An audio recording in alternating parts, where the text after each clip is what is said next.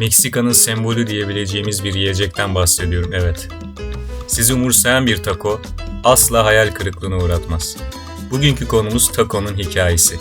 Tarih yolculuğunda hangi maceraları yaşadığını ve günümüze kadar gelmeyi nasıl başardığını öğrenmek üzeresiniz.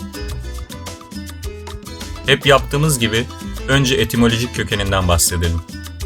Çeşitli görüşler olsa da en çok kabul edileninden bahsedelim diyorum. Ne dersiniz? Ulusal Taco Konseyi, taco kelimesinin kökeniyle ilgili rapor ettiği teoride aynen şöyle söylüyor. Popüler olarak taco'nun ataco veya atakar kelimesinden geldiğine inanılıyor. Bu da malzeme veya malzemenin sahip oldukları anlamına geliyor. Hikayenin başlangıcının bu topraklara, Anadolu'ya pek yakın olduğunu söylesem ne derdiniz? Yemek eleştirmeni Pedro Reyes, taco'nun Küçük Asya'nın eski çağlarında doğduğunu söyler. Aynı zamanda Osmanlı mutfağının da bir parçası olduğunu.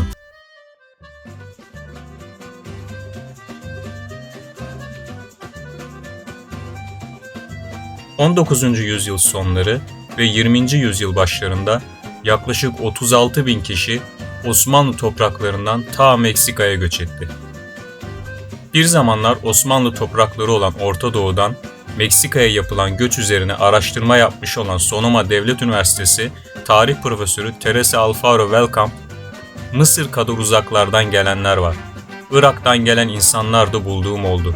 Çoğunluğu günümüzde Lübnan ve Suriye'yi kapsayan zamanında adı Levant olan bölgeden gelmekte diyor. Ekonomik fırsat arayışları, zorunlu askerlik ve mezhepsel sürtüşmelerden dolayı çareyi Amerika kıtasına kaçmakta bulanlar, buldukları ilk fırsatı değerlendirdiler. Ve yanlarında yeme kültürlerini de götürdüler.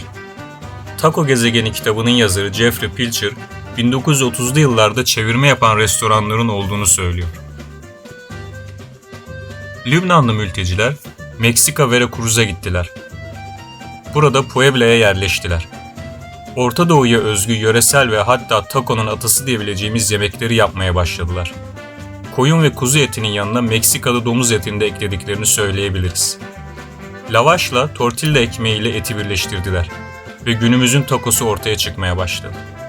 Taco, 20. yüzyıl başlarında maden işçilerinin, inşaat işçilerinin çalıştığı yerlerdeki köşe başlarında kurulan tezgahlarda işçiler için en ideal yiyecekler olarak satılırdı.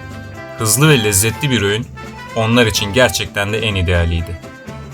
Taco El Pastor ismindeki El Pastor, çoban usulü anlamına geliyor. Bu da taco'nun Orta Doğu kökenlerine bir işaret olarak algılanıyor. Pilcher, özgünlük her zaman antik Aztek ve Maya'ya kadar gitmiyor. Meksika'nın özü her kuşakla yeniden yaratılıyor diyor. Değişmeyen şeyler ise ateş, yağ, baharat ve lezzet. Taco'nun birçok farklı çeşidi vardır. Taco El Pastor, Carnitas, Canasta, Asada, Barbacoa, Guisado bunlardan birkaçı. Farklı et pişirme teknikleri ve farklı malzeme dokunuşlarıyla birbirinden küçük de olsa ayrılan tacolar her damak tadına hitap ediyor. Kimisinin tarih yolculuğu bile farklı olabiliyor. Bizim işimiz bu değil mi? O zaman Carnitas Taco'nun hikayesinde ona eşlik edelim. Carnitas Taco için 500 yıl geriye gidebiliyoruz. Christoph Kolomb'un Amerika kıtasına domuz getirmesiyle hikaye başlıyor aslında. İspanya adına Meksika'yı işgal eden denizci Hernán Cortés, domuzu Küba'dan Meksika'ya getiriyor. 1521'de Azteklerin düşüşüyle Coyoacán'daki sarayda ziyafet veriliyor. Aşçılar farklı bir tat arayan Cortez'e ve mahiyetindekilere kendi yağında pişmiş domuz etini mısır ekmeğiyle sunuyorlar. Ve böylece mısır unlu tortillanın üzerine kendi yağında pişmiş etiyle ve acılı soslarıyla Taco Carnitas doğuyor. En yaygın olan Taco El Pastor'a göre sosu daha yoğun olduğundan etinin rengi daha kırmızı sunulan Carnitas kendi yağında pişiyor. Tüm kas yağı etin içinde eriyor. Hayvanın farklı bölgelerinden alınan etler arasında denge kurulup acı soslar ve turşular ile servis ediliyor. Kısaca değinecek olursak, satılmadan bir gün önce hazırlanan ve geleneksel olarak mavi renkli sepetlerde servise çıkan canasta taco da sık tercih edilenler arasında. Fasulye ve hayvanın derisinin de kullanıldığı bu taco türünde, inşaat işçilerine erken saatlerde yetiştirilmek için ısısı muhafaza edilecek şekilde sepetlere koyulup satıldığından yıllardır bu şekilde geleneksel olarak servis edilmeye devam ediliyor.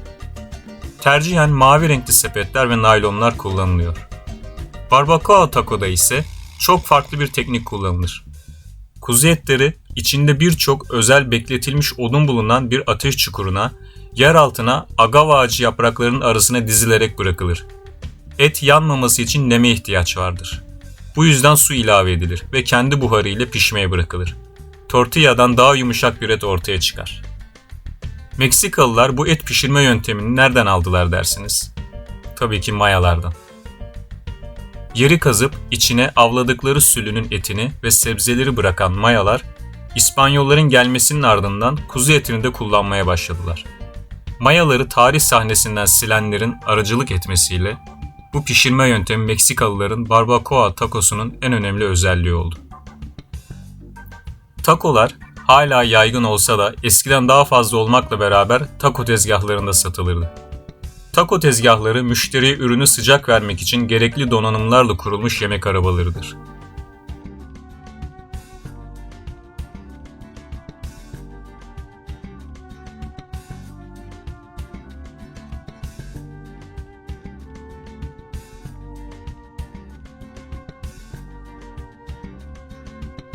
Yiyecekler hızlı şekilde hazırlanır ve nispeten ucuzdur. Herkesin ulaşabileceği bir lezzettir. Aslında taco tezgahları Meksika sokak yemeklerinin ayrılmaz bir parçasıdır. Bugün Los Angeles'ta dahi bulabileceğiniz bu taco tezgahları birçok insanın ilk tercih ettiği mekanlar olarak göze çarpıyor. Bir taco her zaman onu oluşturan malzemelerden fazlası olmuştur.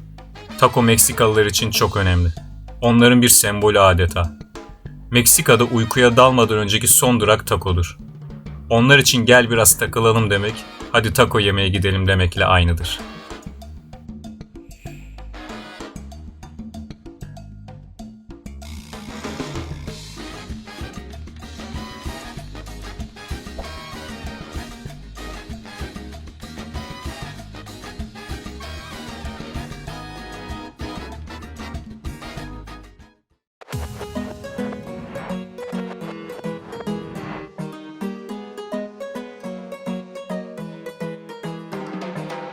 Kanalımıza abone olmayı, içeriği beğendiyseniz beğen butonuna basmayı unutmayın.